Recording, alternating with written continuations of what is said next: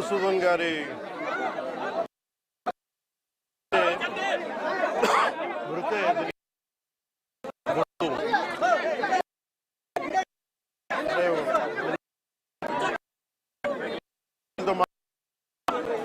వారి క్షణంలో అడుగుతుంది.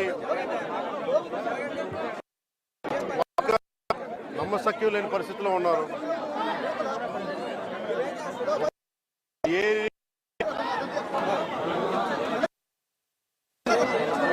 కొన్ని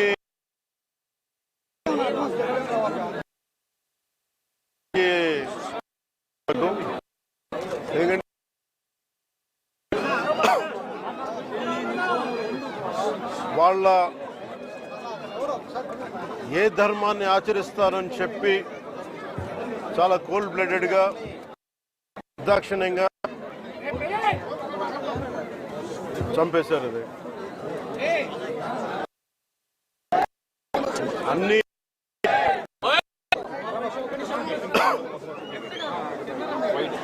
కశ్మీర్లో అన్ని ప్రశాంతత ఉంది గత కొన్ని సంవత్సరాలుగా.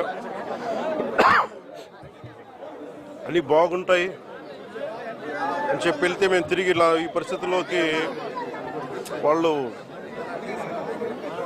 నాకు కూడా బాధ ఇంకా గుండెలు ఉనికి నేను మాట్లాడలేకపోతా ఉన్నాను. ప్రత్యేకించి దీన్ని రేపు కానీ ఎల్లుండి కానీ ప్రత్యేకమైన సమావేశం మంగళగిరిలో ఏర్పాటు చేస్తాం. ఎంత కిరాతకంగా ఎంత దారుణంగా చంపారు వాళ్ళని. ఈ సమయంలో వాళ్ళు అడుగుతూ మేము ఆత్మగౌరవం ఉన్న వాళ్ళు మేము నిజంగా ఇక్కడ ఏదో ఒక ఎక్స్గ్రేషియా ప్రకటించడానికో లేదంటే దీనికో రాలేదు. నిజంగా ఉగ్రవాదుల దాడిలో ఇది రిపీటెడ్గా, ఎందుకంటే నేను 86 నుంచి 89 వరకు నేను కాశ్మీర్లో ప్రతి సమ్మర్లో అప్పుడున్న పరిస్థితుల్లో షూటింగ్ల వల్ల వెళ్ళేవాడిని, నేను పనిచేసేవాడిని. సో నాకు పరిస్థితులు తెలిసినాడు. మళ్ళీ తిరిగి అలాంటి పరిస్థితులు పునరావృతం అయినాయి అనేది చాలా చాలా బాధ కలిగిస్తూ ఉంది. కొన్ని అంశాలు ప్రత్యేకంగా ఆవిడ తెలియజేశారు. వారి అమ్మాయి కానీ వారి అబ్బాయి కానీ వాళ్ళ పడ్డ క్షోభ చాలా చాలా వివరంగా తెలియజేశారు. ఎంత సాడిస్టిక్గా, ఎంత మెథాడికల్గా, కోల్డ్ బ్లడెడ్గా చంపేశారు చెప్తుంటే అసలు కడుపులో బాధ ఉండలు చుట్టుకుపోతాం. అందుకని ప్రత్యేకించి ఈ సందర్భంలో కాకుండా సమయం అవుతుందో అన్నారు. అందుకని ప్రత్యేకించి మళ్ళీ నేను మంగళగిరిలో ఒక మీడియా సమావేశం ఏర్పాటు చేస్తున్నాను. రేపు కూడా వైజాగ్ వెళ్తున్నాను.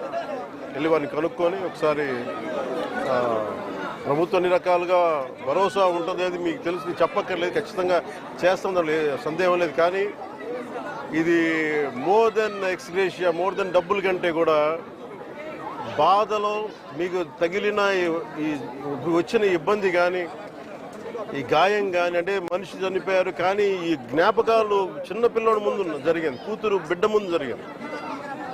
ఇది మటుకు ఇది భారతదేశం ఎప్పటికీ మర్చిపోలేదు. భారతదేశం ఎప్పటికీ మర్చిపోలేదు. ఉగ్రవాదులు ఎక్కడున్నా సరే నిర్దాక్షిణ్యంగా ఏరియా. మన కనికరం ఎక్కువైపోయింది, మంచిదనం ఎక్కువైపోయింది. అంతే మనం నిర్దాక్షిణ్యంగా ఏరియాలే.